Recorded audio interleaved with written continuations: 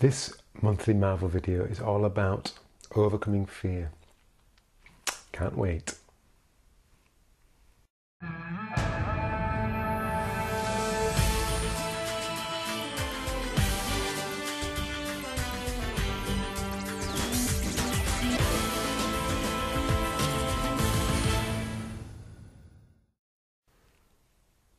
And to help us talk about overcoming fear, I have the inspirational words of Dale Carnegie.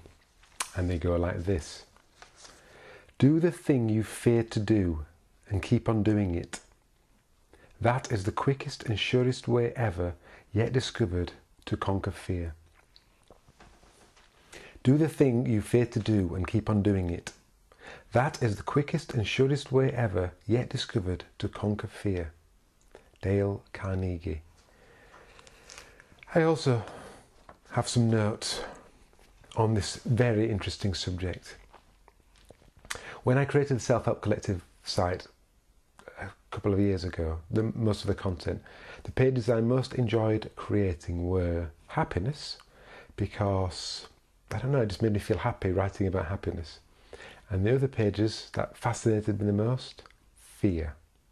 Fear of commitment, fear of intimacy, fear of top 10 fears, fear of rejection. I just loved writing about those subjects because they were topics dear to my heart. And I've come a long way since then, hopefully, although I've probably still got the fears. But I've got a new way of thinking about these fears that I'd like to share with you in this video. So, obviously Feel the Fear and Do It Anyway. Susan Jeffers wrote a book about it, which I've started to read, but I've just put it down. I didn't get bored, I just put it down for another book to read. Feel the fear and do it anyway. That's what Dale Carnegie is kind of saying. And that's what I think you need to do. That's what I think I need to do. And in some ways it sounds easier said than done. You have a fear of snakes, you build yourself up and you touch a snake and you... Sooner or later, you'll get there, I'm sure. Fear of heights, same thing. It might not be easy, but it's something you can kind of envisage doing if you have those fears. Maybe you'll even do some kind of self-hypnosis to conquer your fears.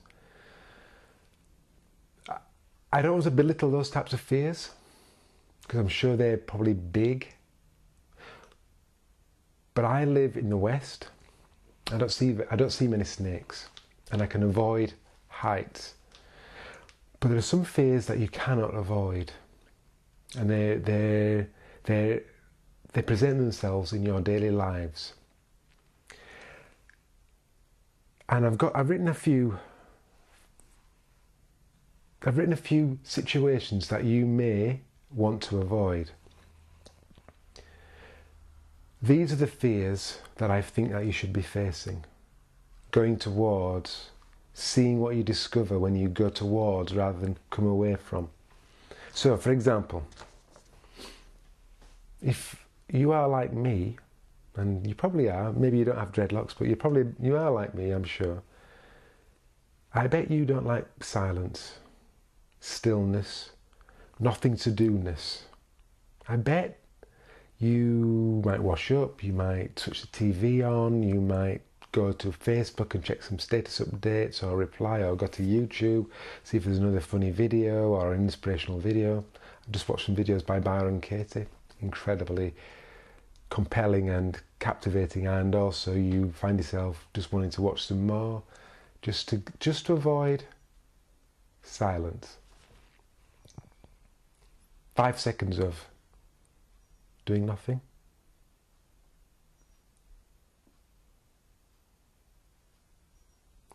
Five minutes of doing nothing, 10 minutes, half an hour, 2 hours, an evening where you don't know what to do. And you could say, well, I'll meditate in that time, and then you'll be actively meditating and you'll be filling in the time. But what about doing nothing? What happens when you do nothing? So this is a situation that you may fear, so much so that you just busy yourself all the time, busy, busy, busy. So you never even know that you have this fear. And what I'm suggesting is, don't. Go towards it and see what the silence teaches you. Maybe you have a difficulty talking to a sibling or somebody at work, and you avoid doing so. It makes life easier.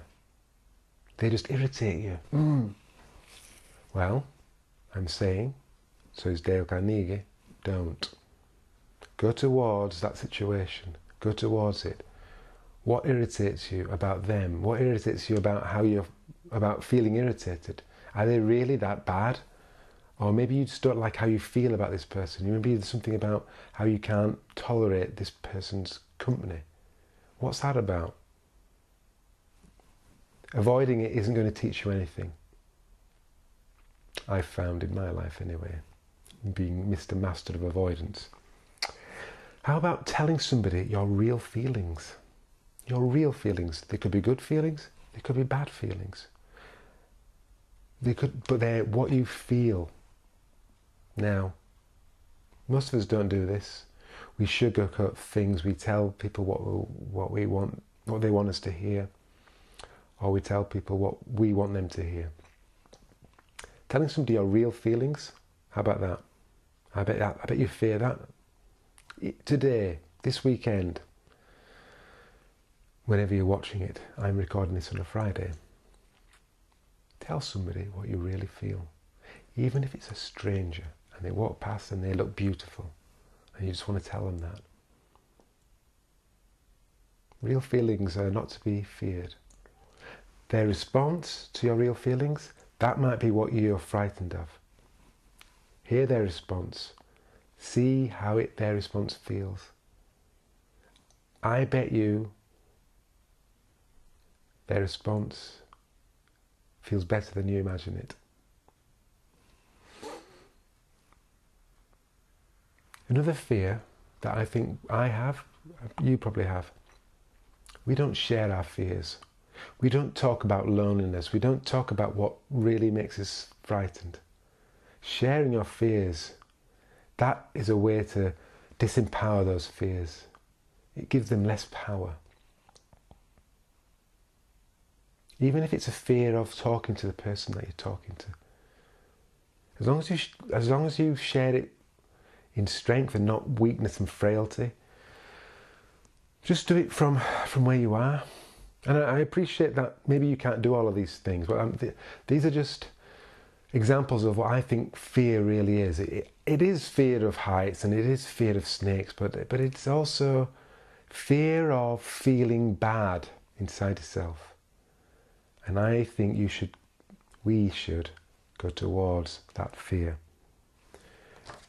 Failing, trying something new, riding a bike for the first time, doing anything for the first time. The older we get, the less likely we want to do this.